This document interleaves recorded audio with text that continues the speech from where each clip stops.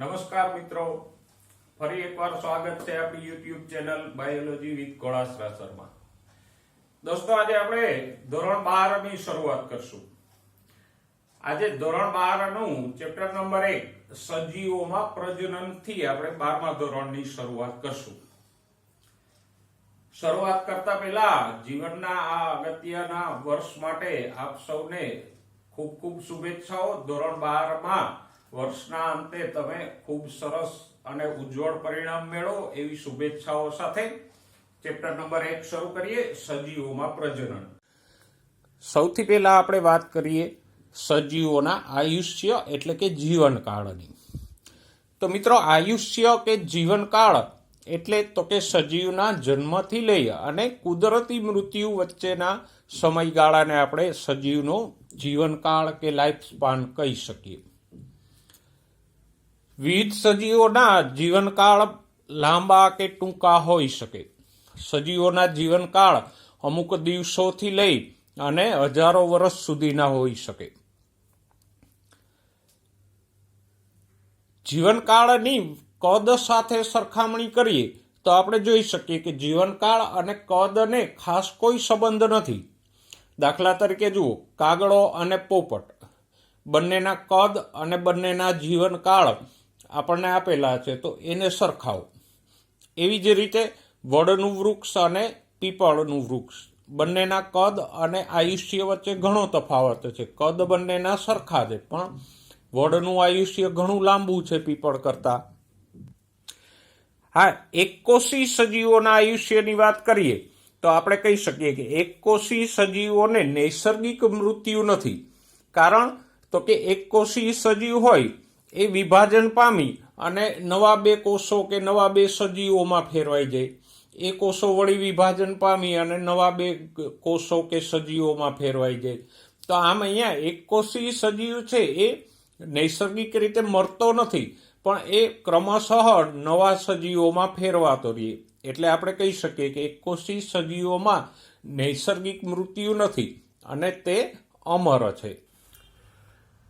આપેલા કોષ્ટકમાં આપણને અમુક સજીવોનું આયુષ્ય આપેલું છે. તેમાં જુઓ, હાથીનું આયુષ્ય 60 થી 90 વર્ષ છે. ઘોડાનું આયુષ્ય લગભગ 60 થી 62 વર્ષ છે. ગાયનું આયુષ્ય 20 થી 25 વર્ષ. કૂતરાનું આયુષ્ય 25 વર્ષ.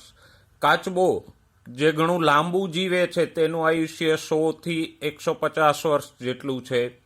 મગર 60 વર્ષ જીવે છે. પતંગિયાનું આયુષ્ય 1 થી 2 વીકનું જ છે. ફળમાખી એટલે કે ડ્રોસોફિલા તેનું આયુષ્ય 30 દિવસ જેટલું છે. પોપટ કે જેનું કદ ઘણું નાનું છે એ 140 વર્ષ જીવે છે. કાગડો 15 વર્ષ જેટલું જીવે છે. વડનું વૃક્ષ લગભગ 200 વર્ષ જીવે છે.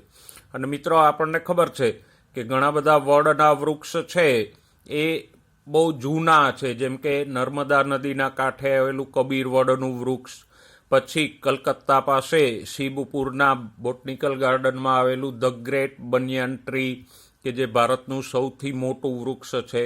તો વડના વૃક્ષોનું આયુષ્ય આમ પણ ઘણું લાંબુ હોય છે. કેળનું આયુષ્ય 25 વર્ષ છે. ગુલાબનો છોડ 5 થી 7 વર્ષનું આયુષ્ય ધરાવે છે. અને ડાંગર એટલે કે ચોખાનો છોડ 3 થી 4 મહિનાનું આયુષ્ય દર્શાવે. અહીંયા આપણે આગળના મુદ્દામાં જે વાક્યની ચર્ચા આપણે કરી હતી એ ફરીથી જોઈ લે. જુઓ, કાગડો અને પોપટ બેયનું કદ સરખું છે, પણ છતાંય કાગડાનું આયુષ્ય ઘણું ટૂંકું એટલે કે 15 વર્ષ છે, જ્યારે પોપટનું આયુષ્ય લાંબુ 140 વર્ષનું છે. તો આના ઉપરથી આપણે સમજી શકીએ કે સજીવના આયુષ્ય અને તેના કદને ખાસ કોઈ સંબંધ છે નહીં.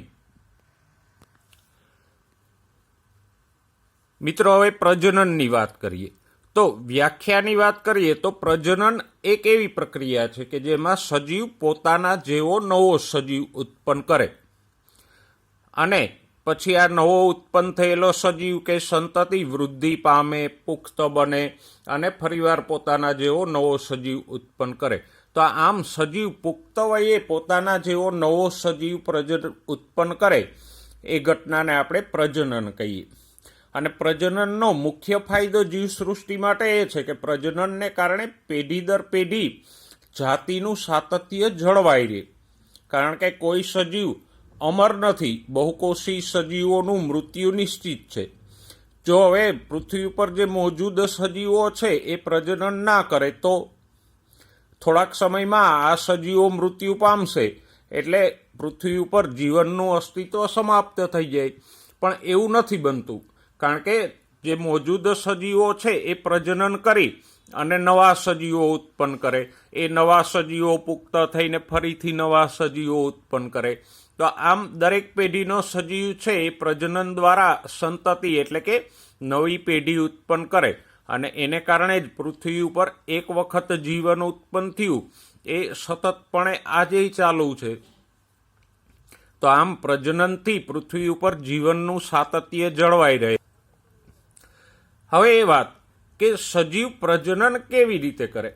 આપણે આપણી આજુબાજુમાં જોઈએ છીએ કે ઘણા સજીવો છે, પ્રાણીઓ હોય તો ઈંડા મૂકે, ઘણા પ્રાણીઓ બચ્ચાને જન્મ આપે છે, વનસ્પતિઓ છે એ વળી બીજ ઉત્પન્ન કરે છે, ઘણા સજીવો અલિંગી રીતે પણ પ્રજનન કરે છે.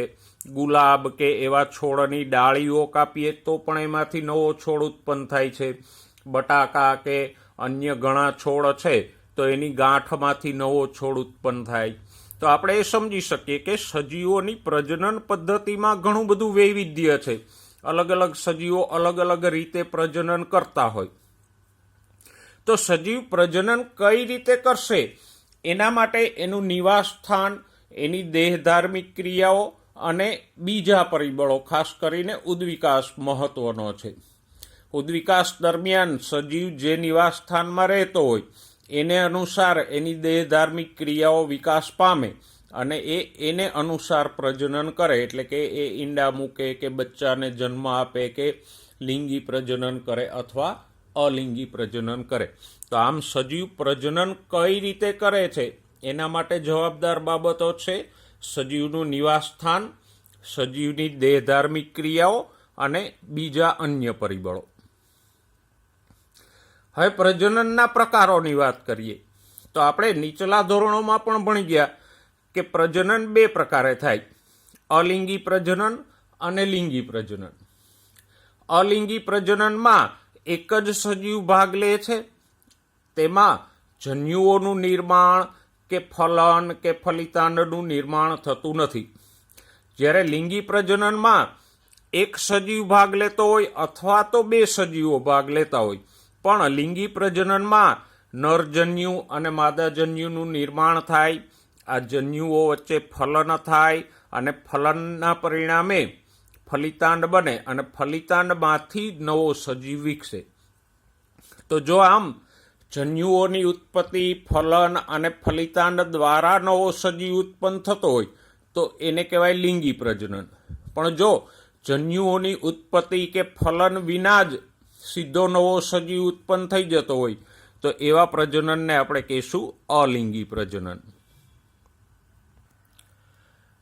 મિત્રો, પ્રજનનના આ બે પ્રકાર પૈકી આજના લેક્ચરમાં આપણે અલિંગી પ્રજનન અને તેની અલગ અલગ પદ્ધતિઓ જોઈશું.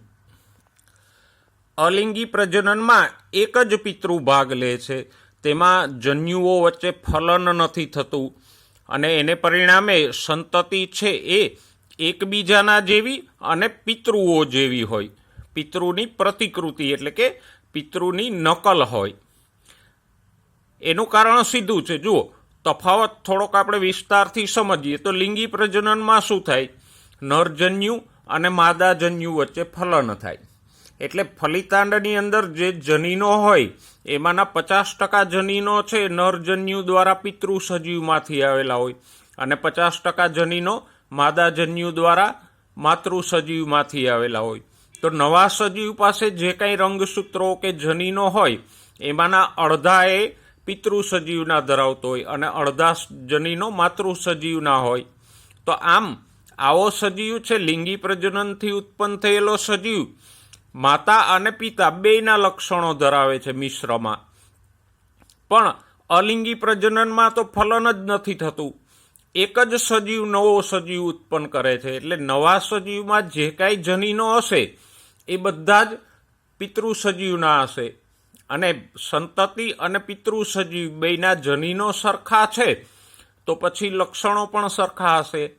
તો આમ અલિંગી પ્રજનનની વિશેષતા એ છે કે એમાં સંતતિ છે એ પિતૃની આબેહૂબ પ્રતિકૃતિ એટલે કે નકલ હોય. ફક્ત બાહ્ય લક્ષણોમાં જ નહીં પણ જનીનિક રીતે પણ પિતૃ અને સંતતિ બેય સંપૂર્ણપણે સરખા હોય. તો આમ મિત્રો, અલિંગી પ્રજનનમાં સંતતિ છે એ પિતૃઓની આબેહૂબ નકલ હોય, જેને આપણે ક્લોન પણ કહી શકીએ.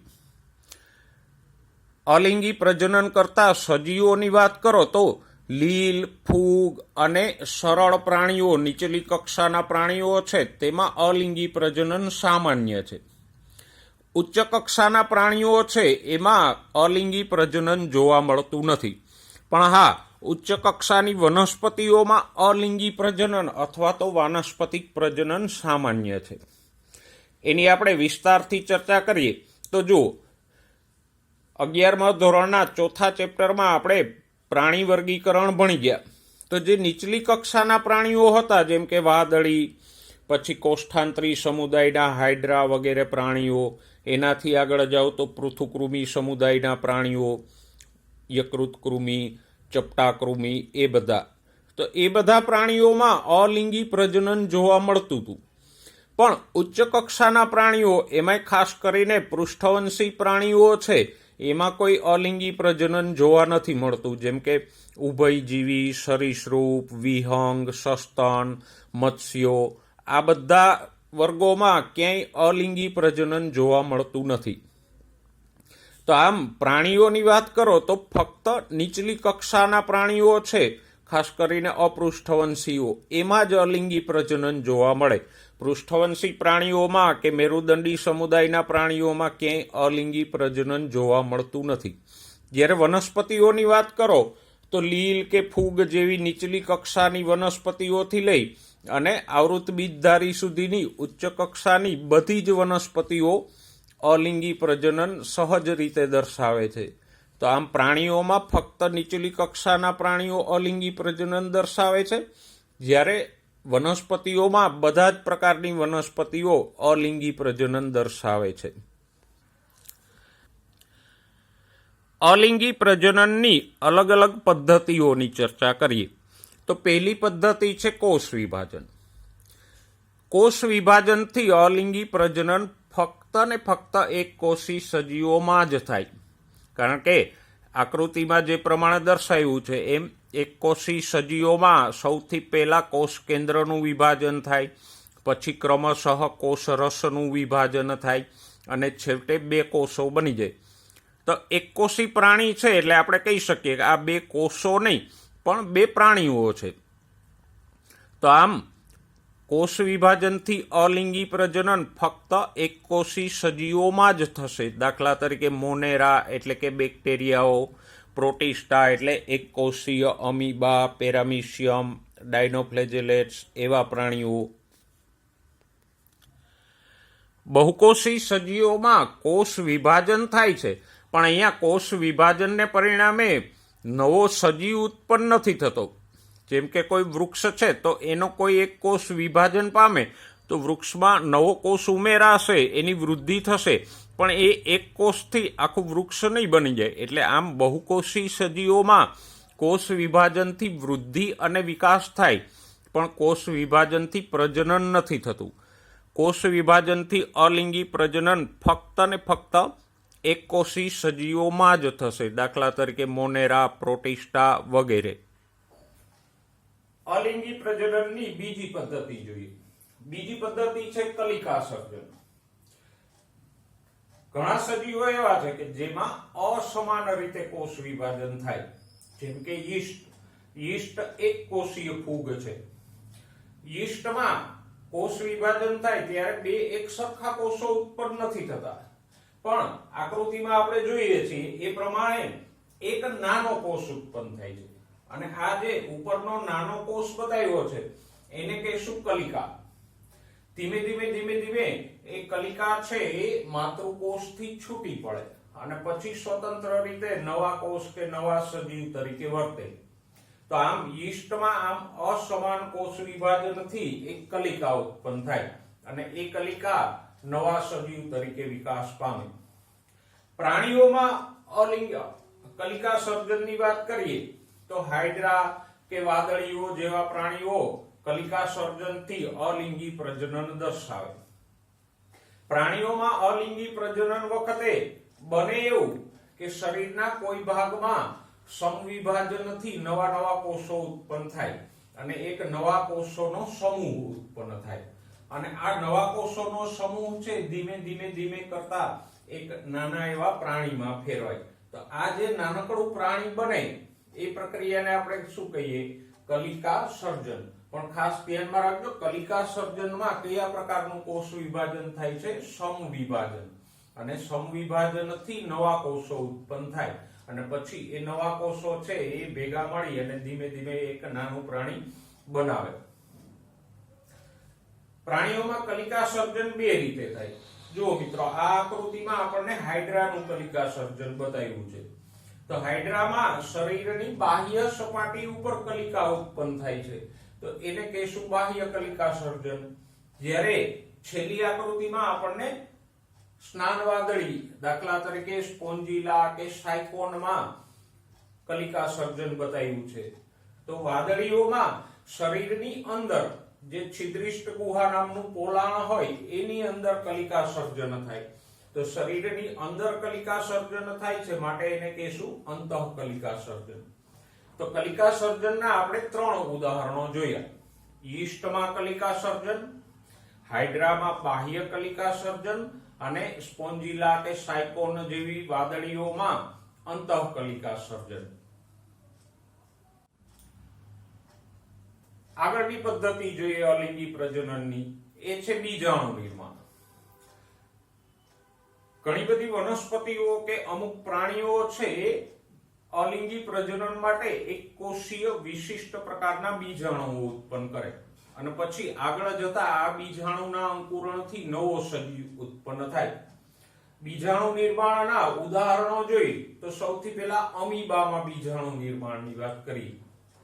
અમીબામાં પ્રતિકૂળ સંજોગોમાં, એટલે કે જ્યારે પાણી સુકાઈ જાય અને સૂકી ઋતુ આવે એવા પ્રતિકૂળ સંજોગોમાં અમીબા છે એ ગોળાકાર બની જાય અને પોતાની આજુબાજુ ત્રિસ્તરીય આવરણનો સ્ત્રાવ કરે અને આ 3 સ્તરવાળી દિવાલ કે આવરણ બને એને આપણે કહીશું કોષ્ઠ.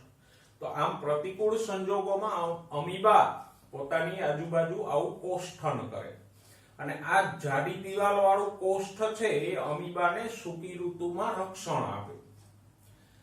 અનુકૂળ ઋતુ આવે એટલે આ કોષ્ઠની અંદર જ પેલા કોષ વિભાજન થાય અને ઘણી બધી વખત કોષ વિભાજન થઈ અને કોષ્ઠની અંદર ઘણા નાના નાના કોષો બને.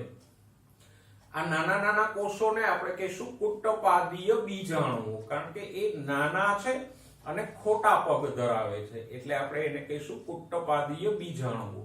તો આમ અનુકૂળ ઋતુ આવે ત્યારે આવા કુટ્ટપાદીય બીજાણુઓ ઉત્પન્ન થાય અને પછી આ બીજાણુઓ કોષ્ઠની દિવાલને તોડી બહાર આવે અને દરેક કુટ્ટપાદી બીજાણુમાંથી નવું અમીબા બની જાય. વનસ્પતિઓમાં બીજાણુ નિર્માણની વાત કરીએ તો વનસ્પતિઓમાં બીજાણુ નિર્માણ દ્વારા અલિંગી પ્રજનન ઘણું જ સામાન્ય છે.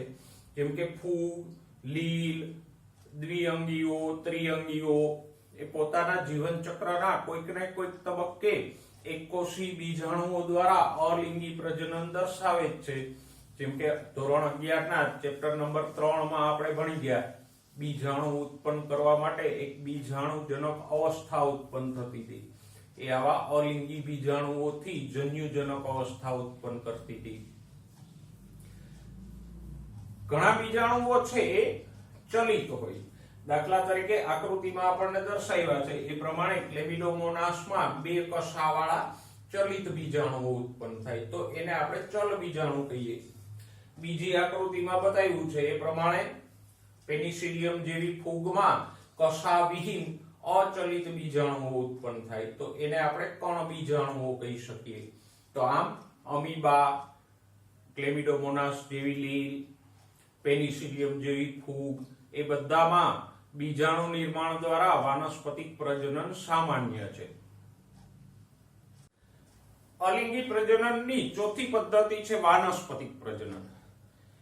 મિત્રો, વાનસ્પતિક પ્રજનન એ ઉચ્ચ કક્ષાની વનસ્પતિઓમાં અલિંગી પ્રજનન માટે વપરાતો શબ્દ છે, એટલે કન્ફ્યુઝન કરવાની જરૂર નથી. વાનસ્પતિક પ્રજનન છે એ એક પ્રકારનું અલિંગી પ્રજનન જ છે, પણ ઉચ્ચ કક્ષાની વનસ્પતિઓમાં કોઈ વિશિષ્ટ રચના દ્વારા જ્યારે અલિંગી પ્રજનન થાય તો એને આપણે વાનસ્પતિક પ્રજનન કહીએ. વાનસ્પતિક પ્રજનન માટે જે રચનાઓ ઉત્પન્ન થાય છે વનસ્પતિમાં, એમાંની ઘણી બધી રચનાઓથી આપણે પરિચિત છીએ અને આ રચનાઓને આપણે અલગ અલગ નામો આપીએ. દાખલા તરીકે જુઓ, બટાકામાં જે ઉત્પન્ન થાય છે એને આપણે ગ્રંથિલ કહીએ. પછી નંબર 1 ભૂસ્તારી, અધોભૂસ્તારી, ભૂસ્તારિકા, કંદ, ગાંઠામૂળી, આવી બધી રચનાઓ દ્વારા વાનસ્પતિક પ્રજનન થતું હોય. સૌથી પહેલા આપણે આકૃતિમાં બટાકાની વાત કરીએ તો બટાકાનું જે ગાંઠ છે અથવા તો બટાકું જેને આપણે કહીએ, જેનું આપણે શાક બનાવીએ, એ બટાકું પોતે શું છે? એક ગ્રંથિલ પ્રકાંડનો ભાગ છે અને એની ઉપર જે નાની નાની આંખ હોય એ કલિકાઓ છે. અને આપણે વ્યવહારિક રીતે પણ જાણીએ છીએ કે આ આંખમાંથી ઘણી વખત નવો છોડ અંકુરિત થતો હોય. તો આમ અહીંયા બટાકાનું ગ્રંથિલ છે એ વાનસ્પતિક પ્રસર્જન દ્વારા નવો છોડ ઉત્પન્ન કરે છે. પછી આદુ, હળદર વગેરેમાં ગાંઠામૂળી દ્વારા નવો છોડ ઉત્પન્ન થાય છે. એનાથી આગળની આકૃતિ જોઈએ નંબર 3, તો રામબાણમાં પુષ્પકલિકા છે એ ખોરાકનો સંગ્રહ કરે અને પછી એમાંથી નવો છોડ ઉત્પન્ન થાય. પાનફૂટી જેવા છોડમાં પર્ણની કિનારી ઉપરથી નવા છોડ ઉત્પન્ન થાય છે અને જળકુંભી જેવી વનસ્પતિઓમાં ભૂસ્તારિકા દ્વારા નવા છોડ ઉત્પન્ન થાય. આકૃતિમાં જુઓ, બે છોડની વચ્ચે જે આડી શાખા આપણને જોવા મળે છે એ આડી શાખાને જ કહેવાય ભૂસ્તારી. તો આમ ભૂસ્તારી, અધોભૂસ્તારી, ભૂસ્તારિકા, ગાંઠામૂળી કે કંદમાં વાનસ્પતિક પ્રસર્જન થાય. મિત્રો, થોડાક શબ્દો અહીંયા સમજી લઈએ. ભૂસ્તારી, ભૂસ્તારિકા, અધોભૂસ્તારી એ શું છે? તો કે ભૂસ્તારીની વાત કરો તો ભૂસ્તારી છે એ એક આડી શાખા છે કે જે પ્રકાંડની નીચેના ભાગેથી ઉત્પન્ન થાય અને જમીનને સમાંતરે ફેલાતી જાય. અને આવી સમાંતરે ફેલાતી ભૂસ્તારીમાંથી દરેક ગાંઠ ઉપરથી નવા નવા છોડ ઉત્પન્ન થતા જાય. ખેતરમાં થતી દુર્વા એટલે કે ધ્રોકળ અથવા તો બગીચા કે મેદાનમાં રહેલી લોનમાં આવી ભૂસ્તારી સામાન્ય છે અને એને કારણે જ લોન છે એ ચારે તરફ પ્રસરતી હોય છે. તો આમ ભૂસ્તારી એક જમીનને સમાંતર એટલે કે સમક્ષિતિજ આડી શાખા છે કે જે જમીન ઉપર પથરાય છે અને નવા નવા છોડ ઉત્પન્ન કરે છે. ભૂસ્તારિકા કે જે હમણાં આપણે ઉદાહરણ લીધું એમ જલકુંભી કે પિસ્ટિયામાં જોવા મળે, તો એ પણ આવી જ આડી શાખા છે, પણ ફરક એટલો છે કે ભૂસ્તારિકા થોડીક ટૂંકી હોય, જાડી હોય અને જલીય વનસ્પતિમાં જોવા મળે. બાકી કામ તો ભૂસ્તારિકા કે ભૂસ્તારીનું સરખું જ છે. ફરક એટલો છે કે ભૂસ્તારી જમીનની ઉપર પથરાયેલી શાખા છે, જ્યારે ભૂસ્તારિકા પાણીમાં જલજ વનસ્પતિમાં ઉત્પન્ન થતી આડી શાખા છે. ફુદીનામાં અધોભૂસ્તારી જોવા મળે, તો એ પણ જમીનની નીચે પથરાતી શાખા છે. અધો એટલે નીચે, તો જમીનની નીચે આવી આડી શાખા પથરાય અને એમાંથી નવા છોડ ઉત્પન્ન થાય તો એને આપણે કહીશું અધોભૂસ્તારી. તો આમ વાનસ્પતિક પ્રસર્જકોના ઉદાહરણો ફરી એકવાર જોઈ લઈએ. ભૂસ્તારી, દુર્વા, બગીચાની લોન એમાં જોવા મળે. અધોભૂસ્તારી ફુદીનો કે કેળમાં જોવા મળે. ગાંઠામૂળી, આદુ અને હળદરમાં જોવા મળે. ભૂસ્તારિકા આઇકોર્નિયા એટલે જળકુંભી અને પિસ્ટિયા એટલે જલ શૃંખલામાં જોવા મળશે. કંદ સુરણમાં જોવા મળશે. તો આમ આવી વિવિધ રચનાઓ કે વાનસ્પતિક પ્રસર્જકો દ્વારા ઉચ્ચ કક્ષાની વનસ્પતિમાં વાનસ્પતિક પ્રજનન જોવા મળશે. અલિંગી પ્રજનનની પાંચમી પદ્ધતિ અવખંડન. અવખંડન શબ્દનો અર્થ થાય ટુકડાઓ થવા. ઘણા સજીવો એવા છે કે તેના દેહના ટુકડાઓ થઈ જાય, એટલે કે એના શરીરના ટુકડાઓ થાય તો એ ટુકડાઓ મૃત્યુ નથી પામતા, પણ દરેક ટુકડો છે એ વિકાસ પામી અને નવા સજીવમાં ફેરવાય. તો આમ સજીવના ટુકડાઓ થશે તો દરેક ટુકડામાંથી નવો સજીવ વિકસશે. તો આમ અવખંડન એટલે ટુકડા થવાથી જે નવા સજીવનો વિકાસ થાય એને આપણે અવખંડનથી થતું અલિંગી પ્રજનન કહી શકીએ. દાખલા તરીકે જુઓ, ઉદાહરણો જોઈએ તો હાઇડ્રા જે કોષ્ઠાંતરી સમુદાયનું પ્રાણી છે, પ્લેનેરિયા જે પૃથુકૃમિ સમુદાયનું પ્રાણી છે, સ્પાઇરોગૈરા, લીલ અને ઘણી બધી ફૂગ એ અવખંડનથી આવું પ્રજનન કરશે. દાખલા તરીકે જુઓ, અવખંડનની પ્રક્રિયાનો આપણે સામાન્ય ખ્યાલ મેળવીએ તો બગીચામાં જે લોન હોય તો એમાં આપણે હમણાં જ શીખ્યા એ પ્રમાણે ભૂસ્તારી નામની એક આડી શાખાથી વાનસ્પતિક પ્રજનન થતું હોય. પણ હવે જો આ ભૂસ્તારી છે એ વચ્ચે ક્યાંયથી કપાઈ જાય અથવા તો તેના ટુકડા થઈ જાય તો દરેક ટુકડો છે એ નવો વિકાસ કરી અને નવા છોડ ઉત્પન્ન કરશે. વિદ્યાર્થી મિત્રો, હવે આપણને સ્પર્શે એવી અલિંગી પ્રજનન સંબંધિત બે એક બાબતો જોઈ લે, ખાસ કરીને વનસ્પતિઓમાં. પેલું છે ટેરર ઓફ બેંગાલ અથવા તો આઇકોર્નિયા ક્રેસિપિસ નામની વનસ્પતિના વાનસ્પતિક પ્રજનનથી થતું જલ પ્રદૂષણ. ટેરર ઓફ બેંગાલ અને જળકુંભી કે જળાશયોમાં સાપ તરીકે પણ ઓળખાય અને તેનું વૈજ્ઞાનિક નામ છે આઇકોર્નિયા ક્રેસિપિસ. અંગ્રેજીમાં એને કહેવામાં આવે વોટર હાયસિન્થ. તો આ જળકુંભી કે વોટર હાયસિન્થનું વૈજ્ઞાનિક નામ છે આઇકોર્નિયા ક્રેસિપિસ. એ દુનિયાભરમાં સ્થિર પાણી એટલે કે તળાવોમાં કે સરોવરોમાં ઉગે અને આપણે હમણાં જોયું એમાં એક ભૂસ્તારિકા નામની આડી શાખા હોય કે જે પ્રકાંડના નીચેના ભાગેથી નીકળે અને આ ભૂસ્તારિકા છે એ ચારે તરફ ફેલાતી જાય અને દરેક ગાંઠ ઉપર નવા નવા છોડ ઉત્પન્ન કરતી જાય. એક છોડની ભૂસ્તારિકામાંથી જે નવો છોડ ઉત્પન્ન થાય એ નવો છોડ પાછો પોતાની ભૂસ્તારિકા ઉત્પન્ન કરે. આમ દરેક છોડમાંથી આવી ભૂસ્તારિકાઓ ઉત્પન્ન થતી જાય અને ભૂસ્તારિકાઓ દ્વારા નવા નવા છોડ ઉત્પન્ન થતા જાય. તો આવી સ્થિતિમાં આ વનસ્પતિ ઝડપી અતિક્રમણ પામે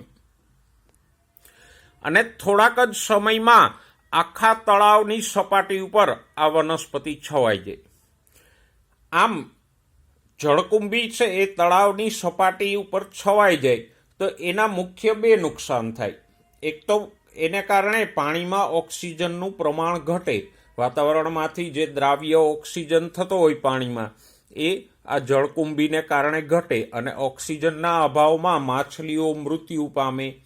નુકસાન નંબર 2, આ જળકુંભીના ભાગો છે એ મરતા રહે અને પાણીની અંદર એ સળતા રહે. તો આવા સળાને કારણે કે વિઘટનને કારણે પાણી પણ ગંદુ અને વાસ મારતું થઈ જાય. જો એક ફોટોગ્રાફ્સ અહીંયા મેં તમને બતાવ્યો છે તો આખા તળાવ ઉપર જળકુંભી છવાયેલી છે. હા, આપણે જોઈ શકીએ કે એના પર્ણો અને પુષ્પો છે એ સુંદર છે અને આ સુંદર પુષ્પોને કારણે જ એને ભારત અને ઘણા પ્રદેશોમાં લાવવામાં આવી હતી. પણ સુંદરતાને બદલે એણે આપણા તળાવોને એકદમ વિકૃત કરી નાખ્યા. તો આમ જળકુંભી દ્વારા થતું વાનસ્પતિક પ્રજનન છે એ અહીંયા જલ પ્રદૂષણનું કારણ બને છે. જેમ જલકુંભી દ્વારા થતું અલિંગી પ્રજનન નુકસાનકારક છે, સામે ઘણી વનસ્પતિઓ દ્વારા થતું આવું વાનસ્પતિક કે અલિંગી પ્રજનન આપણને ફાયદાકારક પણ છે. ખાસ કરીને જુઓ, ખેતીવાડીમાં ઘણા બધા પાકો છે એને બીજને બદલે આવા કોઈ વાનસ્પતિક પ્રસર્જનથી એટલે કે વાનસ્પતિક પ્રજનનથી વિકસાવવામાં આવે. સામાન્ય રીતે બટાકામાં ગ્રંથિલ એટલે કે બટાકા ઉપર જે આંખ હોય એ વાવીને નવા છોડ એમાંથી ઉત્પન્ન થાય. કેળા, આદુ, હળદર વગેરેમાં ગાંઠા મૂળી એટલે કે માંસલ પ્રકાંડના ભાગમાંથી નવા છોડ વિકસાવાય. જો કેળાનો છોડ તમે જોયો હશે તો તમે જાણતા હશો કે કેળાની આજુબાજુએ સતતપણે નવા નવા છોડ ઉત્પન્ન થતા રહે. એના કરતાં સરળ ઉદાહરણ લઈએ તો ફુદીનામાં પણ અધોભૂસ્તારિકા દ્વારા એનો ફેલાવો સતતપણે થતો રહે. શેરડીમાં પણ પ્રકાંડની ગાંઠ પર જે કક્ષકલિકા હોય એમાંથી જ નવા છોડ વિકસાવાય. સામાન્ય રીતે શેરડીનું વાવેતર પણ બીજ દ્વારા નથી થતું. શેરડીના નાના ટુકડાઓને જમીનમાં આમ સમાંતરે પાથરી દેવામાં આવે તો એની ગાંઠ ઉપર જે કક્ષકલિકાઓ હોય એમાંથી જ શેરડીનો નવો છોડ ઉત્પન્ન થાય. તો આમ બટાકા, કેળા, આદુ, હળદર, શેરડી એવા ઘણા બધા પાકો છે કે જે આપણે વાનસ્પતિક પ્રસર્જનથી વિકસાવીએ. તો આમ ખેતીવાડી ક્ષેત્રે કે બાગાયત ક્ષેત્રે બગીચાઓમાં વાનસ્પતિક પ્રજનન લાભકારક પણ છે